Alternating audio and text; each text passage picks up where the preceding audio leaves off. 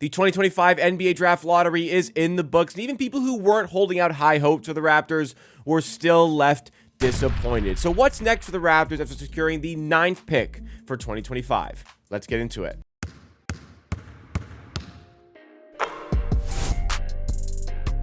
Welcome back, everybody. This is Amateur Sports, the YouTube channel completely dedicated to Toronto Raptors content, and we're in the wake of the 2025 NBA Draft Lottery, where, yes, the Raptors moved down to 9th overall in the draft. It was an unlikely turn of events that saw the Raptors bumped 2 spots into that 9th position rather than potentially moving up or staying relatively similar. Going into the draft lottery, the Raptors had these odds associated with their selection, so it was only a 12.9% chance of them falling to that 9th overall spot. All in all, they only had about a 14% chance of not getting a top 8 pick, but thus the probability was there. The possibility of that happening was there. And for the people who were holding out hopes for a first pick or a second pick, I mean, it was only about a 15% chance of the Raptors actually getting a top 2 pick. So it was all within the realms of possibilities. And at the end of the day, the Raptors got unlucky. And the teams that did get lucky, I think, kind of soured the occasion a little bit more.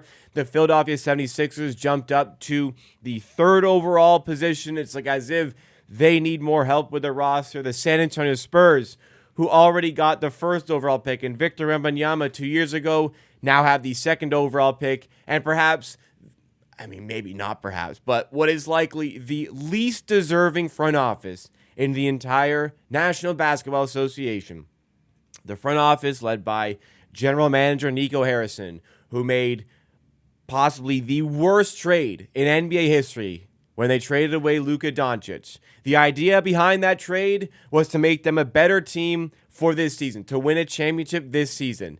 They missed the playoffs, and their reward is the 1st overall pick and ultimately Cooper Flag. So again, that soured the occasion a little bit more for the Raptors, but we're focused in on what happened to the Raptors. The reality is, when it comes to tanking, it was still the right decision by the Raptors. The 9th pick is still a decent position to be in. It's just disappointing considering what could have happened. And the expectation was the Raptors would stay at the 7th position or maybe even move just the 1 spot. The likeliest scenario was the Raptors would move down 1 spot to the 8th overall pick. That's why it's a little bit disappointing. You hold out a whole lot of hope, and ultimately you fall more than you were expecting on this occasion for the Raptors. So let's take a look at what this means for the team. What's next for the Raptors after moving into this position? Well, there are a few courses of action the Raptors can take on based on what we see here. We'll discuss the possibility of trading it. We'll discuss the possibility of keeping it. And we'll discuss as well how, seems rather unlikely for those 3 teams to move up so much in the draft. We'll save that to the end of the video. But the Raptors, right after the draft lottery took place, many Raptors fans took to social media to discuss now the possibility of trading the pick, citing that 9th pick uses for the team at this point. They want to be a playoff team for next season. What is the 9th overall pick going to do for us? Let's either trade it to trade up in the draft or trade it to get some additional talent to help the playoff push for next season. So when people talk about trades like this, they often talk about the types of players the Raptors could acquire by doing this, but most of the time, those players are kind of out of reach. Most of the time, especially in a draft class like this, which is, pretty stacked up with talent, enough talent as well to trickle down to the 9th overall spot. Typically with a draft like this, you're just better off keeping that pick.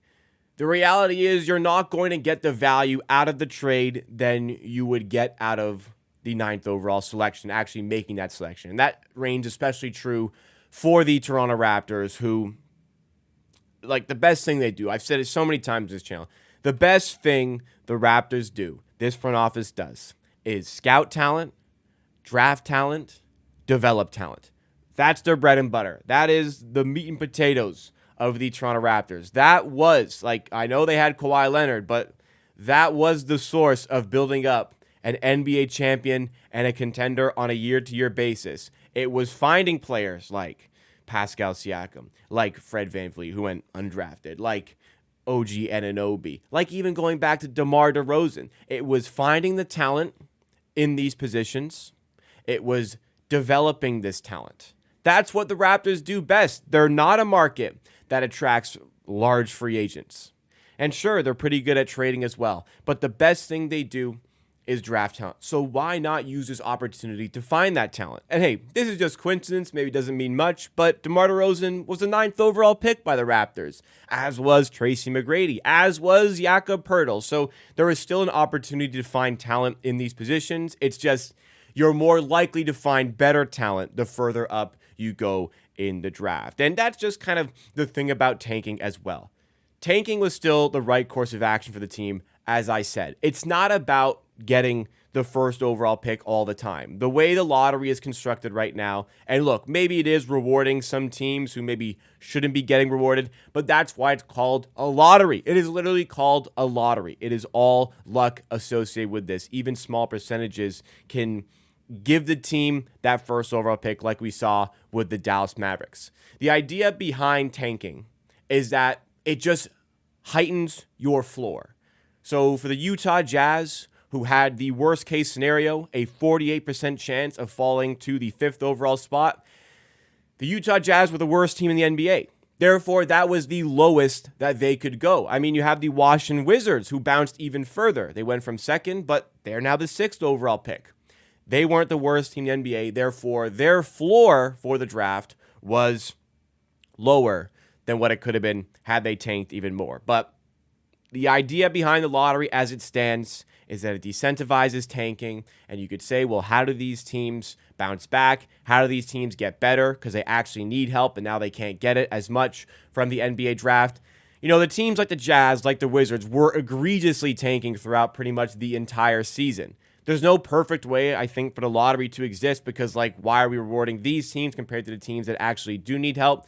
But again, it's just the idea that the lottery decentivizes tanking as a whole. But for the Raptors, like I said, kind of difficult to trade that pick. Look, trading to kind of add on value to your team, difficult to do. I mean, ultimately, what the Raptors would be looking for, even if they were like the 3rd, 4th, or 7th or 8th pick, like, I don't think they're selecting a player that is going to be starting for them for the upcoming season. Really, the only 2 starters I saw for the Raptors in this draft were Cooper Flagg and Dylan Harper, both out of reach as the top 2 picks. Like even Ace Bailey, 3rd overall pick potentially, didn't really see him as a guy that was going to thrust himself into the starting 5 for the Raptors. So they're looking to solidify the rotation. And I think there's still a possibility to do that with the 9th overall pick. I've talked a bit about Common Malawash on this channel. Unfortunately, kind of think 7 and 8 was his range at the minimum. So don't really see him falling down to 9th. I honestly can see him moving up with the draft combine. But hey,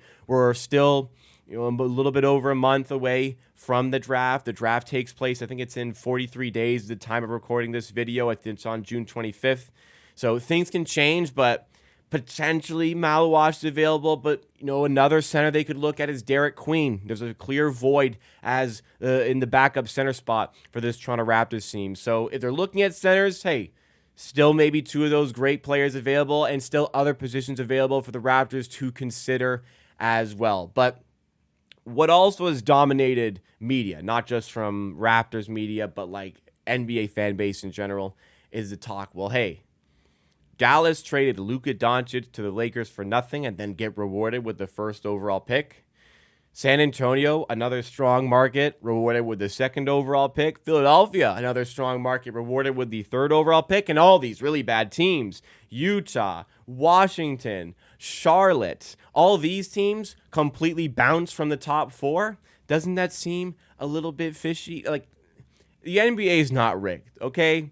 The draft lottery is not rigged. There are 14 ping pong balls, numbered 1 through 14, in a little ping pong ball machine that shoots out 4 random ping pong balls, and that random assortment of numbers that comes out, numbers 1 through 14. They're not associated with teams, just randomly numbered 1 through 14, which means of the 4 that pop out, there are 1,001 different possible combinations of numbers that the machine can spit out. The lottery ball process is observed by executives. It's often observed by media as well.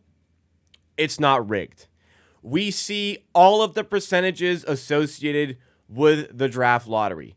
Anything is possible. Even things like a 1.8% chance of the Dallas Mavericks getting the first overall pick. Even a 12.9% chance of the Toronto Raptors ending up with the 9th overall pick. You know, whatever the arrangement was going to be after the lottery of the top 4, the likelihood of that exact top 4 happening was fractional.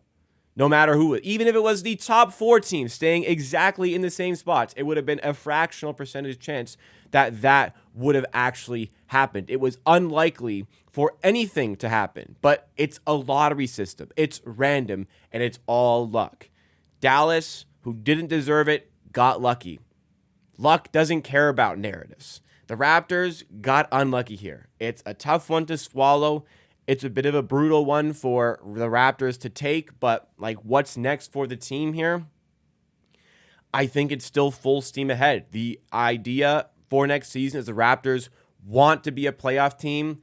This doesn't change that. They are going to look for a player at 9th overall that can supplement the core and can supplement the team and maybe develop into a starter down the road. That's going to be the goal with the 9th pick, to help the team. As for going forward down the line for the Raptors, they want to be a playoff team on a consistent basis. And their thought process right now is continue to be a team that competes for the playoffs on a year-to-year basis while holding their draft capital and positioning themselves that when they feel there is an opportunity to pivot and make that big move for a potential superstar player, they are going to do it. That's going to be the recipe for success. Will it work? That remains to be seen. But they want to build consistent playoff performing teams with this Raptors organization and pivot when the time comes. They tried to do it with the Siakam, the Van Vliet, the Kyle Lowry core to a certain degree. Even when Kyle Lowry left, they were still trying to push themselves to be a playoff team on a year-to-year basis. Didn't work. Hit the reset. Now they're trying to run it back. Now they're trying to get back into that playoff position. And when the time comes, when a player like Giannis becomes available, or in the past, Kevin Durant becomes available, they have the assets to make that strike if they can and vault themselves into contention. You know, like I said, that 9th overall pick, I'm not really interested in trading it, trading up, trading for the players. But hey, for a player like Giannis that comes available, now all of a sudden I'm a lot more open to moving that 9th pick to make that deal happen and get that 9th pick involved with the plethora of picks it would need to make that trade happen. But disaster day for the lottery. As for the organization, I think they'll be okay. Plans still remain the same. It sucks, but there's talent there. They're going to find it. We'll move.